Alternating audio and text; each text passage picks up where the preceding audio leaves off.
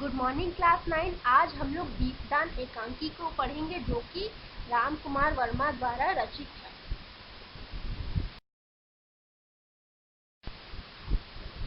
प्रस्तुत एकांकी दीपदान की कथा कुंवर उदय सिंह का संरक्षण करने वाली पन्ना धाय द्वारा कुंवर उदय सिंह के प्राणों की रक्षा करने तथा अपने पुत्र चंदन के बलिदान के प्रसंग में संबंधित है। दीपदान जो है वह 1536 ईस्वी में राजस्थान के चित्तौड़गढ़ दुर्ग में घटित होती है। चित्तौड़ के महाराणा सांगा का देहांत हो चुका है और उनके राज्य का उत्तराधिकारी उनका सबसे छोटा पुत्र कुंवर उदय सिंह है, जिसकी उम्र अभी 14 वर्ष की है।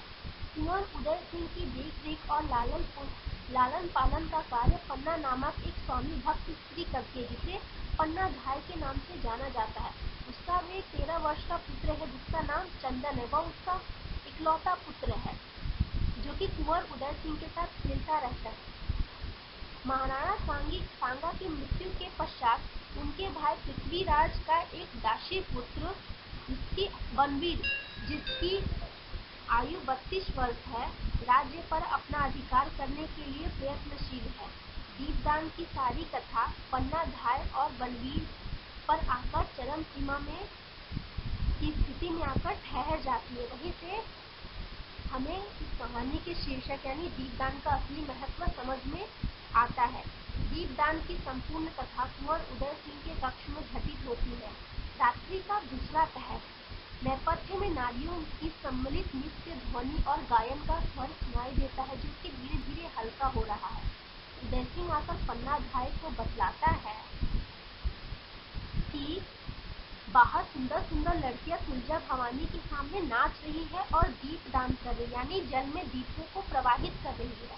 वह पन्ना धाय को भी अपने साथ नृत्य देखने के लिए ले जाने की जिद करता है, किंतु पन्ना धाय इस बात के लिए तैयार नहीं होती। वह कुंवर उदय सिंह को समझाती है कि तुम तो चित्तौड़ के सूरज हो और इस राजवंश के दीपक हो तथा महाराणा सांगा के कुल दीपक हो, तुम्हें इस तरह नाच गाने देखने के लिए नहीं जाना चाहिए। और पन्ना धाय के मना करने पर कुंवर उदय सिंह रूठ जाता है और बिना कुछ खाए पिए वहां से जाकर कहीं सो जाता है। उदय सिंह के जाने के पश्चात रावल स्वरूप सिंह की लड़की सोना, जिसकी उम्र 16 वर्ष की है, जो कि बहुत ही सुंदर रूपवती है, वह कुंवर उदय सिंह की सहेली है। वह पन्ना धाय के पास आती है।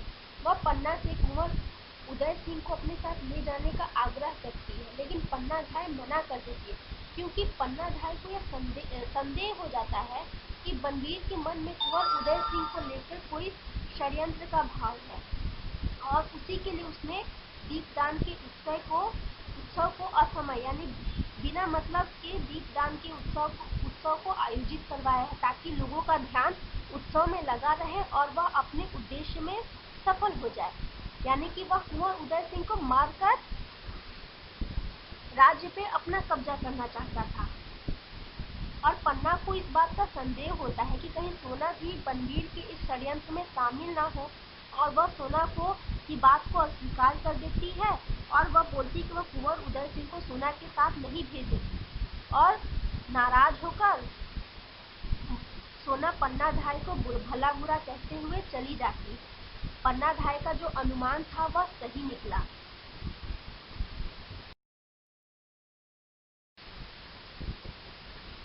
अंतपुर की परिचारिका सामने आकर पन्ना धाय को बताती है कि बनवीर ने सोते हुए महाराणा विक्रमादित्य की छाती में तलवार भोंककर उनकी हत्या कर दी है और आशंका है कि वह कहीं अब यहाँ आकर कुंवर उदय सिंह को भी इस राज्य का उत्तराधिकारी जो है उनकी भी हत्या न कर दे, ताकि इस राज्य पे कब्जा कर सके। इस विकट समय में आने वाली घटनाओं में पन्ना धाय बिल्कुल भी विचलित नहीं होती है और पन्ना धाय तत्काल निर्णय लेती है कि राज्य के उत्तराधिकारी कुंवर उदय सिंह की रक्षा के लिए वह उन्हें अपने पुत्र चंदन की बलि देनी होगी।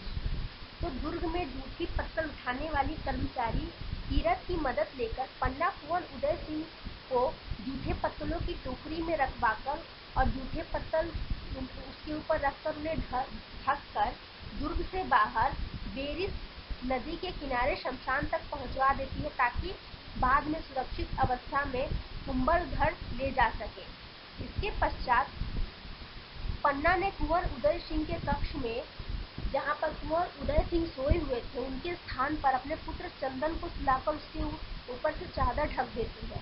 और जैसा कि पन्नाधाय को आशंका थी कि विक्रमादित्य की हत्या के पश्चात बनवीर कुंवर उदय सिंह के कक्ष में आता है और पन्नाधाय के लाख मना करने और रोकने के पश्चात भी वह कुंवर चंदन को कुंवर उदय सिंह समझकर अपनी तलवार से प्रहार करता है तथा चंदन की हत्या कर देता है कुंवर उदय सिंह समझकर। पन्नाधाय जोर से चीखकर मूर्छित यानी बेहोश हो जाती है। कमरे में मंद लौ से दीपक जलता रहता है और यह जो एकांकी है उसका दृश्य यहीं पे समाप्त हो जाता है।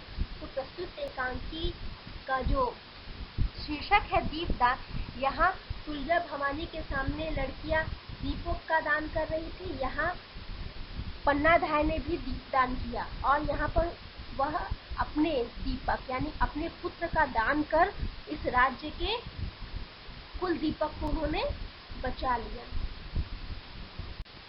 अब आप प्रस्तुत एकांकी को बहुत ही अच्छे से पढ़ेंगे और समझेंगे। थैंक यू बच्चों। अब आप लोग मुझे अपना होमवर्क नीचे दिए गए ईमेल एड्रेस पे सेंड करेंगे और साथ ही आप हमारे पीपीटी और वीडियो से संबंधित कोई भी सुझाव देना चाहते हैं तो नीचे जो ईमेल एड्रेस दिया गया है feedback.stmichaelsacademy@gmail.com, इस पे आप लोग अपने सुझाव हमें मेल कर सकते हैं।